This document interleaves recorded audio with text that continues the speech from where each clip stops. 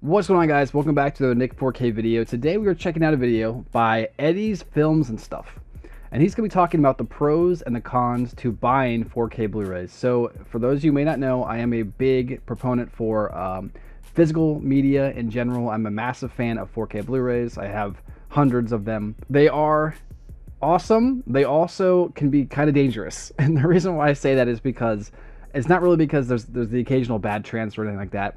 It's because once you jump into the format and you have the tech to run it, like you have like an OLED or whatever, it's really hard to like stop yourself from buying more, especially if you already have like a collecting habit. I would say addiction, but let's be honest, guys, it's a habit, right? We could stop at any time, right? But for me, my habit was I would buy Blu-rays. Well, one day I bought the 4K edition of Lord of the Rings and I played it on my OLED. And I know there's some issues with that edition. We actually did a video on that. With an OLED, everything looks great. Even like some rough transfers look amazing. And Lord of the Rings looked amazing. And I fell in love with the 4K format. And from that point on, I was a 4K guy. Before that moment, I considered 4K Blu-rays kind of like snake oil. Like, it's not like actually that good.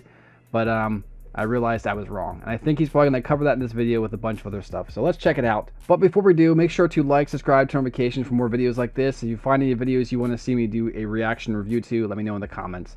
With that said, let's go.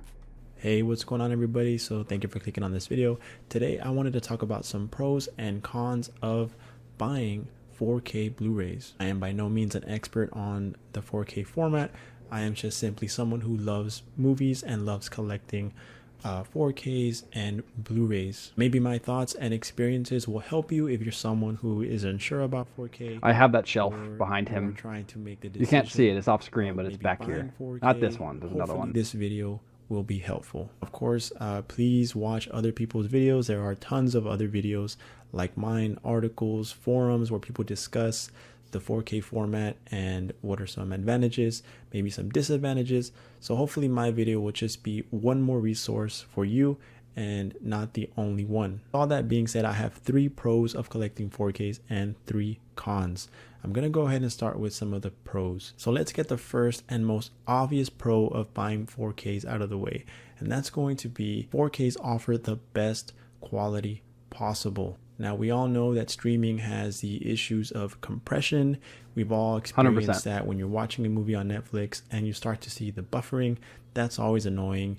You don't want to deal with that when you're watching a movie. It's almost as annoying as having to sit through ads. But when you're watching a 4K disc, most of them include HDR, which is high dynamic range. Before he jumps in, there is nothing more annoying to me when I'm watching a movie when I see the little fragments of like the pixelization from the streaming. It pulls me out of the movie. I know some people that does not bother them at all. They don't even notice it. But for me, especially as a 4K movie collector, yeah, I sometimes have watched movies on streaming, and as soon as I see that pixelation, I turn it off. I cannot watch it sometimes. Sometimes I'm able to push it away, but sometimes my OCD brain just doesn't let me do that, and I'm out of it. It pulled me out of the movie. It doesn't matter how good the movie is. I can be super invested. As soon as I see that quality of the streaming, I'm out of there. That's just me, but I'm sure there's some of you guys out there who are exactly like that. All right, let's continue. This is one of the bigger selling points of 4K is when they include HDR. This is an increase in brightness. It offers a wide variety of colors. So your reds look redder, your darks look darker, and everything just looks brighter and more vivid. Now, as far as a 4K is concerned, it's just a higher resolution. 4Ks are just sharper, so your image is going to be clearer, it's going to be sharper.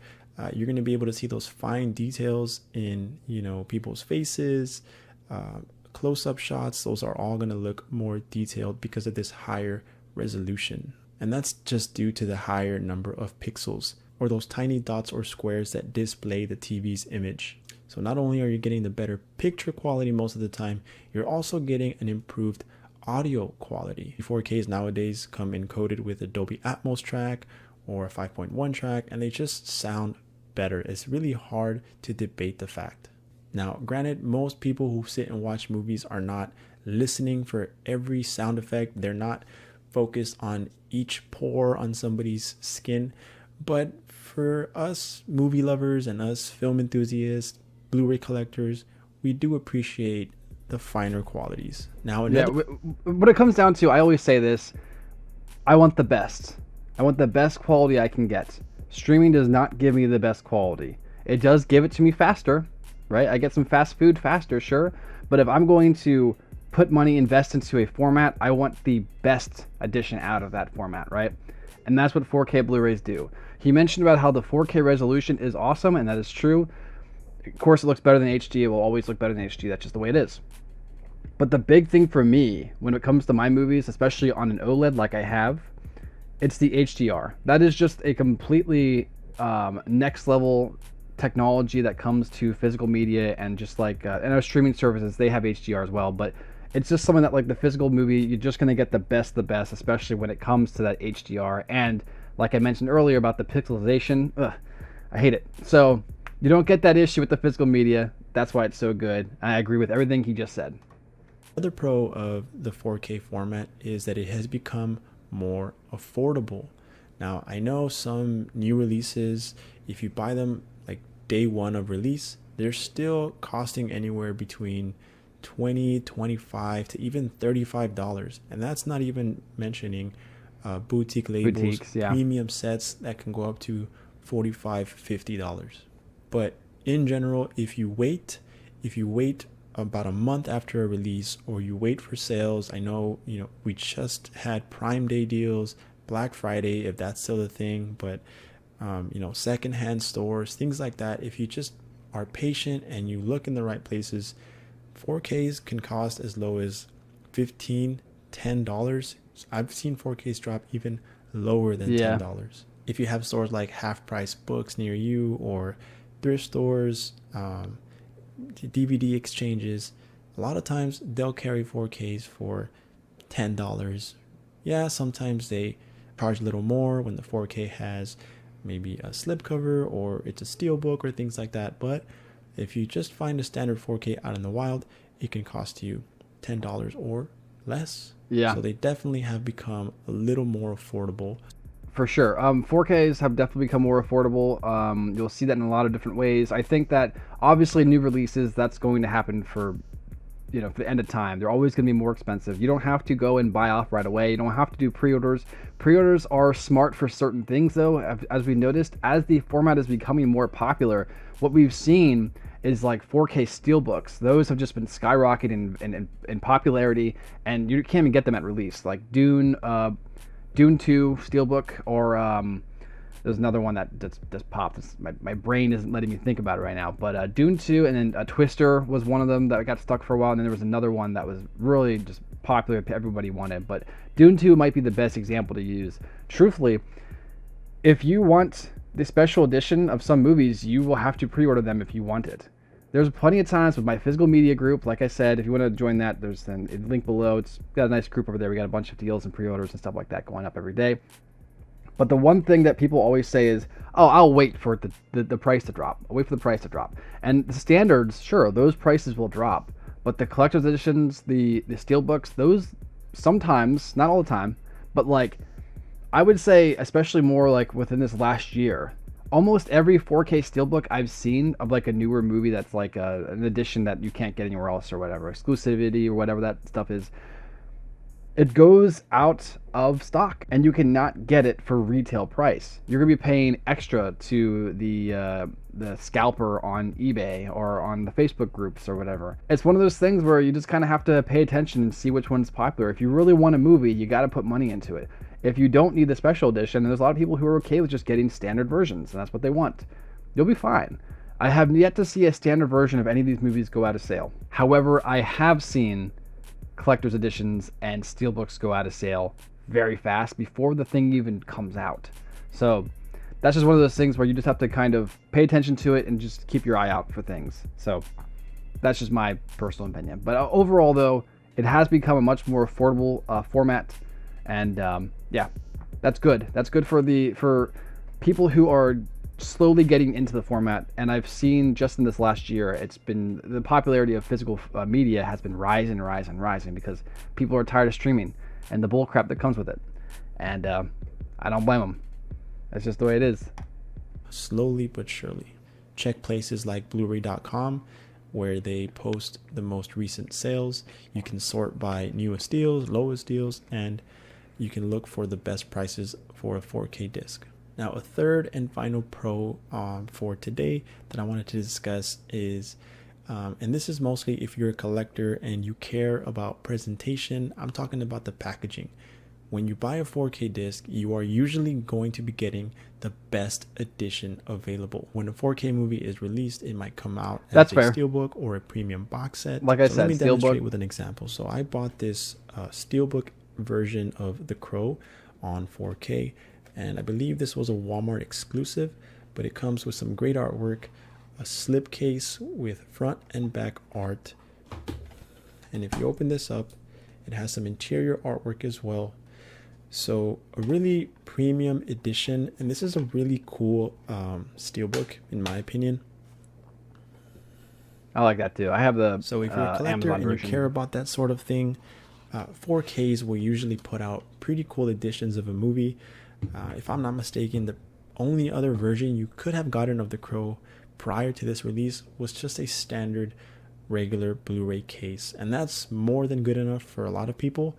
But if you care about this sort of thing, this is a really big pro, because if you collect 4K, like I said, they'll usually put out a nice slipcover, a nice steelbook, or a premium box set.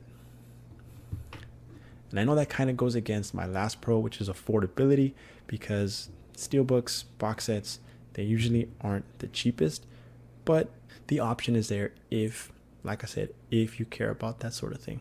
So a lot of times a new 4K release will include new artwork, new commentaries, new special features, things like that. So more often than not, the 4K release is going to have the best treatment, and you're going to have the best version of that movie. Again, this pro may not be for everyone, but if you're serious, if you're a collector, I consider that a pro. You care about presentation, things like that, 4K is usually the best you're going to get. Okay, yeah, now for some cons. Real collectors want the best they can get. Things are going to get a little juicy. So the first con I have here is expensive equipment. I know I just finished talking about affordability once again. I guess that's discs, fair. But I'm not talking about discs. I'm just talking about the entire 4K equipment, everything required to be able to play 4K discs in your home. Now, if you want a true 4K TV with HDR, that's big enough OLED. for you to even notice a difference, that's going to cost you, especially when you bring OLED into the picture, things like that. I mean, you're talking about a TV that's going to cost you, I mean, at least $1,000. Sometimes you see maybe a TV at Walmart for $200. But OLEDs have come down though in price for sure. Just in the last like 2 years, OLEDs have definitely come down in price, and the ones from last year, like the C3s, perfect. You really don't need anything better than that. It's perfect for what you want. Don't mess around with any of the TVs. Get an OLED. There you go. Just do it. Use my link below. I appreciate it. $200 and it says 4K. I mean, technically, yes, it's 4K, but from my experience, I don't see those including HDR, and they're not the best quality TVs. Then you get into 4K players, and I'm not talking about a 4K upscale player. I'm talking about a true 4K player. Now, currently, at the time of this recording, a quick search on the Best Buy website, I saw the Sony X700, which is actually the one I own, is currently $259. That's not bad. So kind of pricey. That's not bad. That's not bad. And then you also have 4K players. That's not bad for a 4K player. You know, if you've been around for a while, that's really not a bad price at all. There are some pretty pricey ones. You know, this one doesn't have all the bells and whistles like some of them, like the Panasonic one, the $500 Panasonic, but it gets the job done. And sometimes you work with your budget. $260 for a 4K Blu-ray player is not that bad. Have the Panasonic UB820, which is highly regarded. It's one of the better 4K players out there that's within a reasonable price, and that's still about $500. Yep. So yes, there are some cheaper 4K players, but they're usually upscale players, and they rarely go down in price. The Panasonic that I just mentioned, I've had my eye on that one for quite some time, and the lowest I've seen it go is to maybe $300 if I'm not mistaken, $300 or $400. So even then, still kind of pricey. 4K players are something that I really have not seen go down in price, and I've been collecting 4Ks for a good 6 years now, and a lot of those 4K players are just not budging in their price. Don't forget, you're also going to need a 4K compatible HDMI cable. Now those aren't too bad. You can get a decent one for like $20, probably even cheaper. So those will usually come with the Blu-ray player. Add that all up, it's pretty expensive. I don't want to discourage anybody. I know I said that TV has to be $1,000. That's not what I don't mean, that it has to be $1,000. But if you want a true 4K TV with HDR, again, that's big enough. You're talking maybe at least 55 inches to notice a difference. I'd say that's the range you're kind of dealing with here. I mean, so when you're jumping into new formats, especially when you're jumping into anything really, when it comes to collecting and you want the best out of those things you're collecting, you have to put money and invest something into that product effectively. So OLEDs have come down in price for sure, and I think just to even get like a 55 OLED from LG right now is like, it's like $1,200. Like it's I mean, that's pricey, right? But that's not that bad for what you're getting. Like I said, you're gonna get the best bang for your buck effectively for that price. So I'd say overall, you got to be willing to invest at least, like, I would say max $2,000. Minimum, probably like you could get away with like $1,500 if you find deals here and there for the TV and the Blu-ray player. But overall, $1,500 to $2,000 is what's going to take if you want to maximize your visuals, I should say.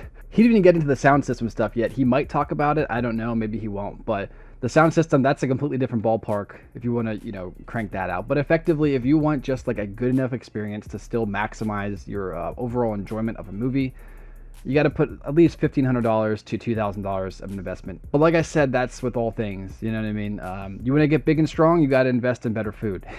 That's the idea. And better food is usually more expensive than cheap food. You can't be going to fast food places all the time. You want to invest in yourself and be better. Can't be going to McDonald's every day. It's just the way it is. So if you want the best, you got to invest. Pardon the rhyme, but it worked, so I used it. But again, there's sales all the time. Black Friday, maybe around Super Bowl time, TVs dropping price. TVs dropping price all the time. Costco has great options.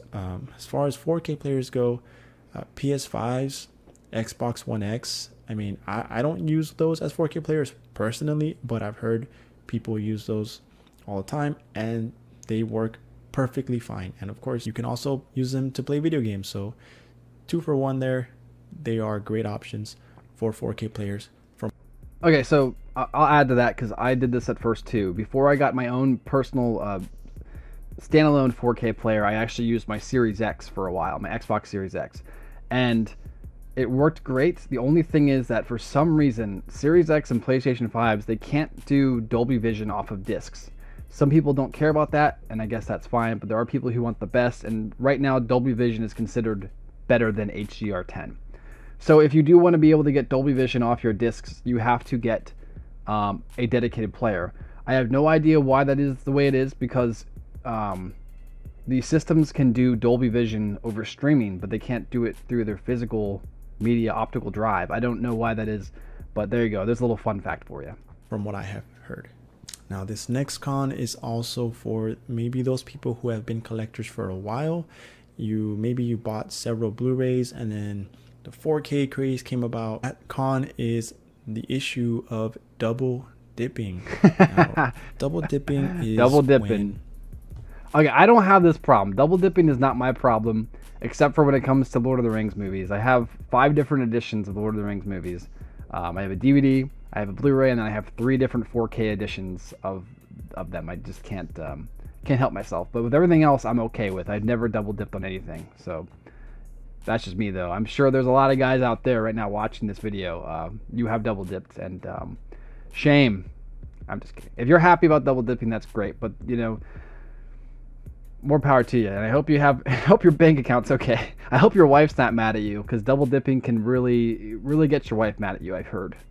Double dipping is when you own a Blu-ray copy of a movie. For example, I owned this Blu-ray of Titanic.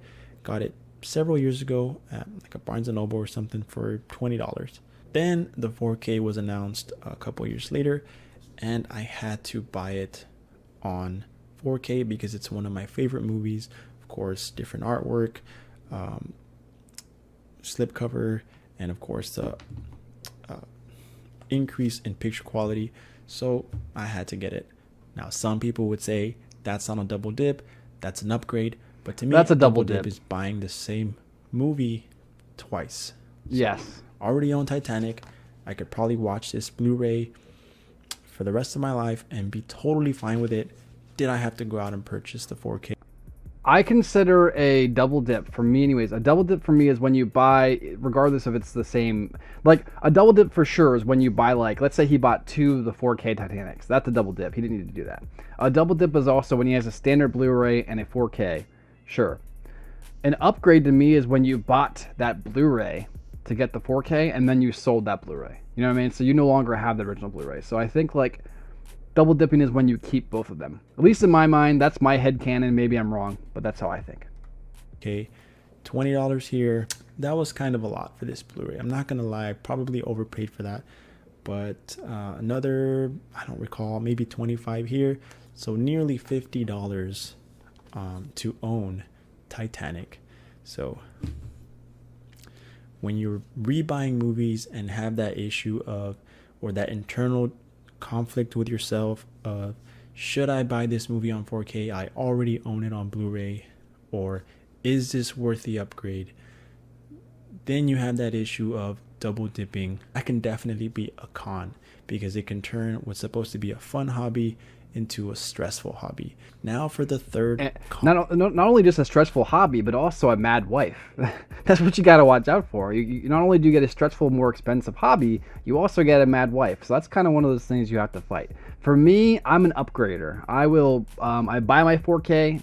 My 4K replaces my Blu-ray on the shelf, and then I sell my Blu-ray. That's what I do. There are people who like to double dip. There's people who like to get every edition of each thing. There's one guy in my one group. There's like 6 different editions of Nightmare on Elm Street now on Blu-ray. He has every single one. And the 4K is dropping soon. He's going to get that one. He even has the DVD versions of those 2. He has at least 10 versions of the same movie. And 9 out of those 10 he's not going to ever watch. But he likes to collect, and that's just the way it is. I wouldn't do that because I don't have that much room. But for people who, you know, do have the room and want to collect, why not? Let them do that, you know? Let them live their life. But everyone, to each his own. That's the way it is. On of collecting 4K. I know that picture quality was something that I mentioned as a pro, but sometimes it can be a con. What I mean by that is depending on the quality of the transfer. So the quality of a transfer really has a lot to do with this. The difference from Blu-ray to 4K can be minimal. Now, if you look at a modern movie, let's just say a modern MCU movie with lots of CGI, usually that will not have a big difference in picture quality compared to the Blu-ray. Now, where you really see that increase in quality would be in older films that were shot on film, even black and white films that have been restored, cleaned up. Those usually look 10 times better than the Blu-ray counterpart. So sometimes the upgrade is just not worth it. Another thing that a lot of 4K transfers suffer from is DNR. DNR is this technique, or digital noise reduction. It's this technique where the editors or the people doing the transfers, they try to remove digital noise, which a lot of times can compromise the look of the film. It can compromise the film grain. You'll end up with waxy looking faces, and it just doesn't look right. And some people like this. A lot of grain haters like this, maybe. I feel like the majority are more for film preservation and watching a film how it was intended to look. Now, infamous culprit of this is the Terminator 2 4K. I have never watched it, but I've heard a lot of people talk about it, how it was DNR to death, and it's just a worse transfer than the Blu-ray. So I'd say look up reviews on Blu-ray.com, maybe on YouTube, different people that are reviewing these 4K discs to make your own decision. Because to be quite honest, some 4K upgrades are just not worth it. And Okay, so what I'll add to this is when it comes to it really, like I said, I have an OLED, and I always say this in my videos when people ask me about this. I have an OLED, so everything looks good. Even bad transfers look great. And the big thing really is it's not as much as some transfers are, of course, completely new scans of the original film, and they can really just make like these super best version of this movie, and then some are just the 1080p upscaled. I will always still choose the 4K edition over it, and not necessarily because of the resolution, but because of the HDR. Like I mentioned earlier, that can really just change a whole presentation of a film if it has that extra power behind it, and that's a big thing for me. Now, you also mentioned DNR. I think DNR is needed. I do think that sometimes they do go overboard. I'm personally I'm not the biggest fan of grain, but I also don't mind when it's subtle. And there are some older movies, and people don't want to admit this, there are some older movies that have some really, really bad film grain. And so DNR is a way that they can kind of fix that, unless they overdo it. And then they end up breaking something. It's like they fixed it, and then they overdid it, and now they just ended up breaking something else. And that's kind of what happened there with that situation with Terminator 2. Now, I did hear that they're going to be revisiting it, and maybe they can fix it, but yeah, that was pretty rough with what they did. We've also seen an example of this happening in Jaws 3. Now, that could also be kind of forgiven because of the cameras they used at the time to film that movie. They were like 3D cameras, and so it kind of was like weird. So I forgive them in that perspective, and it's really just the background people that all look like weird with AI faces and stuff. But I think that ultimately that's kind of the future of where we're going when it comes to films, is the idea of like, this technology is not there yet, but it's getting there. And so the more we kind of get through rougher transfers, we'll eventually get to the point where DNR and AI is just able to really craft and fix these older films to make them just look more pretty and more presentable for modern audiences, or for what they were initially intended to look like type of thing. So I understand the argument for DNR. I don't necessarily hate it if it's used right, and sometimes it's kind of overdone, as we've seen with Terminator 2. those are my pros and cons of buying Blu-ray, guys, or 4K Blu-ray, I should say. Now, those aren't the only ones. There are several other advantages and disadvantages, but overall, I hope this video helps you make an informed decision. If you, like I said, were on the fence. Now, me personally, I do buy 4K. I love buying 4K. I don't upgrade everything because of some of the cons that I listed, where the transfer to me is just not worth it, or the price of the upgrade is just not worth it. So it really all depends. It depends on you and what you want and how you want to collect. There's no one correct way to collect. Here's another example of a 4K that I did not upgrade. That's Twister. I saw this movie not too long ago. I watched this Blu-ray copy of Twister, and the 4K was announced, and I decided to pass. I love the movie, but I passed because I just watched it, and I told myself, when will I sit down and watch this 4K copy of Twister? I just watched the Blu-ray. I probably won't watch it anytime soon, so it's not worth the $20, $25, whatever it was. But on the other hand, I mentioned Prime Day. Prime Day came and went, and these are 3 movies that I had never owned, and they were on sale. It was a buy 2 get 1 free. So I pulled the trigger on these 4Ks. The Deer Hunter, Cool Hand Luke, and To Kill a Mockingbird.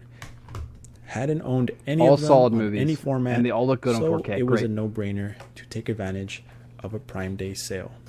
So those are like good choices. I said, I hope this video was helpful. I hope it helps you make informed decisions. And like I mentioned in the beginning, don't take my word for it. Go out, watch other people's videos on YouTube, forums on Reddit, discussions on Blu-ray.com, and lots of other places. I hope you enjoy the rest of your day. Thanks so much for watching, and I'll see you next time. Thanks, Eddie. Okay, hey guys, so make sure to subscribe to Eddie's channel. I'll leave a link to that in the description below. So I'm thinking I'm going to make my own video of pros and cons. He covered the majority of the things I would talk about, but there are a couple other things that I was thinking about as I was watching this video that I think would be cool to do like a deeper dive into. So if you guys want to see that, make sure to let me know in the comments below. If you have any cool ideas for videos you want to see me do, let me know in the comments below, and make sure to like, subscribe, turn notifications for more. I'll catch you next time. Peace.